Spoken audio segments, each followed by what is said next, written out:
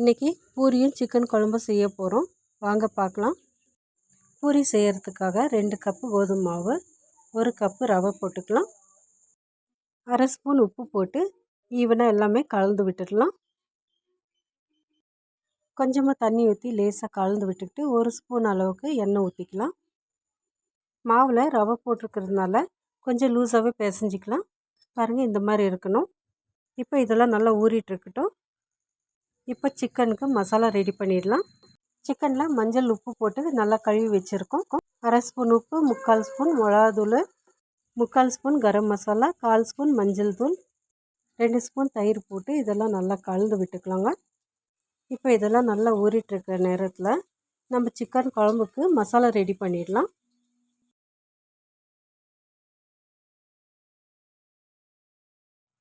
இப்போ குக்கர் நல்லா சூடாக இருக்குது. 2 ஸ்பூன் அளவுக்கு எண்ணெய் ஊற்றிக்கலாம். 2 துண்டு பட்டை போட்டுக்கலாம். 4 லவங்கம், 1 ஏலக்காய் இதெல்லாம் எண்ணெயில் போட்டுக்கலாம். 2 ஸ்பூன் தனியா போட்டுக்கலாம். வேடிகை மிளகா ஒரு 10 போட்டுக்கலாம். சோம்பு அரை ஸ்பூன், சீரகம் அரை ஸ்பூன். இப்போ இது லேசாக கலந்து விட்டுக்கிட்டு கருவேப்பிலை கொஞ்சமாக போட்டுக்கலாம். சின்ன வெங்காயம் 1 கைப்பிடி அளவுக்கு போட்டுக்கலாம். பாதி பெரிய வெங்காயம் நீளமாக கட் பண்ணி வச்சுருக்குது. இதெல்லாம் போட்டு நல்லா வதக்கி விட்ட பிறகு கசகசம் 1 ஸ்பூன் போட்டுக்கலாம். வெங்காயம் 3/4 பாகத்துக்கு நல்லா வதக்கி விட்டுக்கலாம். முழு முந்திரியாக ஒரு 5லேருந்து 6 பொட்டுக்கடலை ஒரு அரை ஸ்பூன் அளவு போட்டுக்கலாம். இப்போ இதெல்லாம் நல்லா வதக்கி விட்டுக்கலாங்க. சின்னதாக 2 தக்காளி எடுத்துருக்கேன். நீளமாக கட் பண்ணி போட்டுக்கிட்டோம்னா சீக்கிரமாக சாஃப்டாக வதங்கிடும்.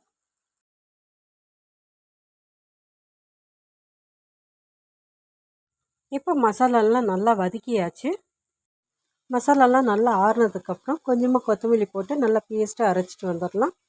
குக்கர் நல்லா சூடாயிடுச்சு. ஒரு 5 ஸ்பூன் அளவுக்கு எண்ணெய் ஊற்றிக்கலாம். எண்ணெய் நல்லா சூடானதும் ஒரு பெரிய வெங்காயம் சின்னதாக கட் பண்ணது, அதோட ஒரு காஷ்மீரி சில்லி போட்டிருக்கேன். இதெல்லாம் நல்லா வதக்கி விட்டுக்கலாம். வெங்காயம் வதக்கிட்டு இருக்கும்போதே 1 ஸ்பூன் அளவுக்கு கஸ்தூரி மேத்தி போட்டுக்கலாம். இதெல்லாம் நல்லா வதக்கி விட்ட பிறகு 1/4 ஸ்பூன் மஞ்சள் தூள் போட்டுக்கலாம். வெங்காயம் ஒரு லைட் ப்ரௌன் கலரில் வரணுங்க, அது வரைக்கும் நல்லா வதக்கி விட்டுக்கலாம். 1 ஸ்பூன் இஞ்சி பூண்டு பேஸ்ட்டு போட்டு நல்லா பச்சை வாசனை போகிற அளவுக்கு வதக்கி விட்டுக்கலாம். இப்போ எல்லாமே நல்லா வதக்கியாச்சு. மிளகாத்தூள் அரை ஸ்பூன், உப்பு 1 ஸ்பூன், 1/4 ஸ்பூன் மிளகுத்தூள். இப்போ இதெல்லாம் போட்டு நல்லா வதக்கி விட்டுக்கலாம். சின்னதாக 3 தக்காளி எடுத்திருக்கேன். சின்னதாக கட் பண்ணி போட்டுக்கலாம்.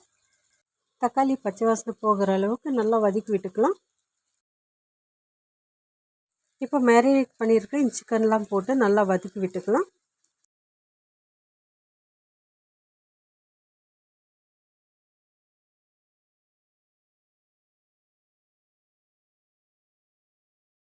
சிக்கன் நல்லா பச்சை வாசனை போகிற அளவுக்கு நல்லா வதக்கியாச்சு. இப்போ அரைச்சி வச்சுருக்க இந்த மசாலாலாம் ஊற்றிடலாங்க. குழம்பு எந்த அளவுக்கு திக்னஸ் வேணுமோ அந்த அளவுக்கு பார்த்து தண்ணி ஊற்றிக்கலாம். ப்ராய்லர் சிக்கனாக இருந்தால் ஒரு 500 ml தண்ணி ஊற்றினாவே போதும். நாட்டுக்கோழினாக்கா ஒரு 800 ml தண்ணி ஊற்றிக்கோங்க. இப்போ நான் ஊற்றிருக்க தண்ணி கரெக்டாக இருக்குது. இப்போ குழம்பெல்லாம் நல்லா கொதி வந்த பிறகு குக்கர் மூடி போட்டு மூடிடலாங்க. 2 விசில் வச்சாவே போதும்.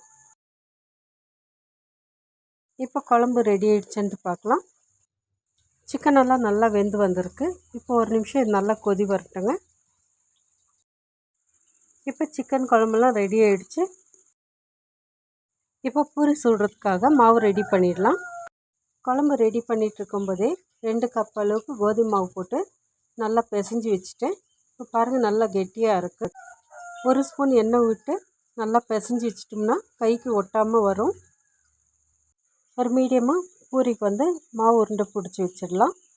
இப்போ எல்லா உருண்டையும் ரெடி ஆகிடுச்சுங்க. இப்போ பூரிக்கு மாவு தேய்ச்சிடலாங்க. ஒரு சொட்டு எண்ணெய் விட்டு பூரி மாவு தேய்ச்சி எடுத்துடலாம். இந்த மாதிரி பூரி சுடுறதுனால எண்ணெய் கருப்பாக மாறாது. இதுவே நீங்கள் மாவு தெளித்து பூரி சுட்டிங்கன்னா எண்ணெய்லாம் கருப்பாக மாறிடும்.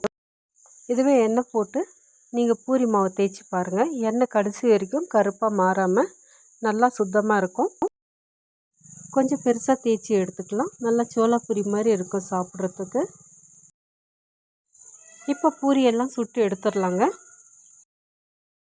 இப்போ கடாயில் எண்ணெய் ஊற்றிக்கலாம். எண்ணெய் நல்லா காஞ்ச பிறகு பூரி மாவு போட்டு சுட்டு எடுத்துடலாங்க. பூரி நல்லா புஃப்னு வரணுன்னாக்கா இந்த மாதிரி ப்ரெஸ் பண்ணிக்கிட்டே இருங்க. நல்லா உப்பி வரும். மேலே நல்லா முறுமுறுன்னு உள்ளே சாஃப்டாக இருக்கும். இந்த மாதிரி பூரி சிக்கன் குழம்பும் நீங்களும் செஞ்சு பாருங்கள்.